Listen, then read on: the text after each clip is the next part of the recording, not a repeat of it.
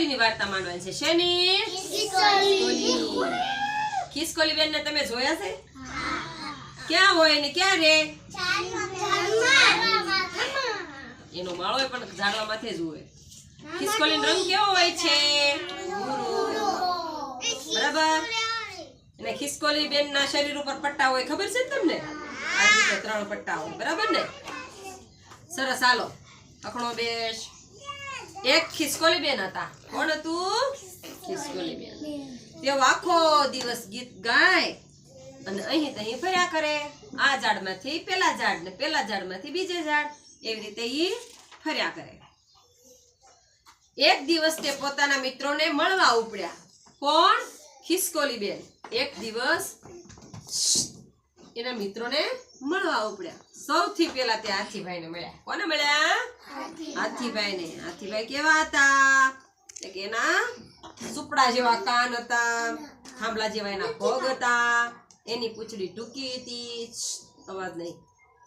તેમને લાંબી સૂંઢ હતી, મોટું જબ્બર નાક હતું, આવી રીતે આમ. તો ખિસકોલી બેન નું તેમણે સ્વાગત કર્યું.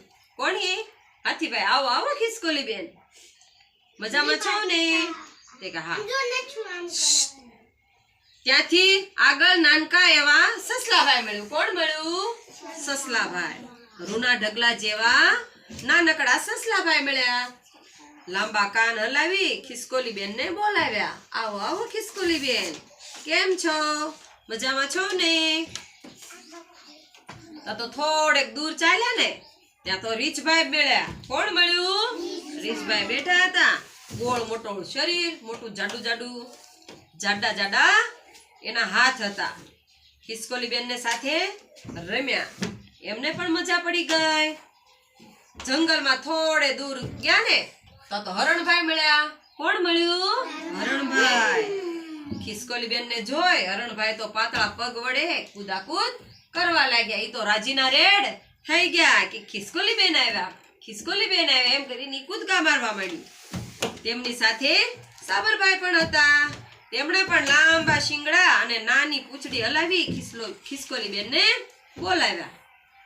તા તો થોડેક દૂર આવ્યા ને તો જંગલના છેડે તેમણે ઊંટભાઈ ને મળ્યા. કોણ મળ્યું? ઊંટભાઈ. વાંકી ડોક હલાવી તેમણે ખિસકોલી બેન ને ખુશ કર્યા. આવો આવો ખિસકોલી બેન, મજામાં છો ને? હા. બાજુમાં એક વડના ઝાડ ઉપર વાંદરાભાઈ હતા. કોણ હતું? વાંદરાભાઈ. તે વારા ઘડીએ વડ ઉપર ચડે અને પાછા ઉતરે, અહીં બેસી જાય, વળી પાછા ડાળી ઉપર લટકીને હિંચકા ખાય. તેમણે ખિસકોલી બેન ને જમવા બોલાવ્યા. આવો આવો ખિસકોલી બેન, જમવા આવો, જમવા અમારા ઘરે. તો જમવામાં તો ઘણા બધા ફળ હતા. ખિસકોલી બેન ને તો થોડા ફળ ખાય અને ધરાઈ ગયા. વાંદરાભાઈ તો એને સરસ મજાનું ભોજન કરાવ્યું. કેળા, સફરજન, જમરૂખ ને ઓને. ખિસકોલી બેન તો ધરાઈ ગયા ખાય.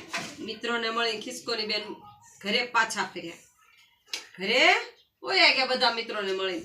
આટલા બધા મિત્રોને મળી અને ખિસકોલી બેન તો ખુશ ખુશ થઈ ગયા. મિત્રોએ તેમને આવજો આવજો કહ્યું. આવજો ખિસકોલી બેન, આવજો ખિસકોલી બેન. ખિસકોલી બેન રાત્રે સુતા તા ને તો એમને સરસ મજાનું સપનું આવ્યું. કોને સપનું આવ્યું? ખિસકોલી બેન ને. સપનામાં બધા પ્રાણીઓ રમવા આવ્યા ખિસકોલી બેન ની હારે.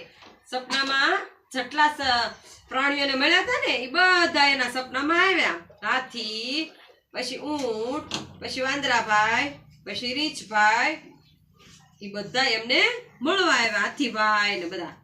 ખિસકોલી બેન ને તેમની સાથે ખૂબ રમ્યા. સપનામાં ખૂબ રમ્યા, ખૂબ રમ્યા. પણ સપનું હતું હોય. શું હતું? સપનું હતું. પણ તે સપનામાં હતા હો. ખિસકોલી બેન ને સપનું આવ્યું હતું. આવ્યું હતું સપનું. સરસ. મજા આવી ને વાર્તા સાંભળવાની?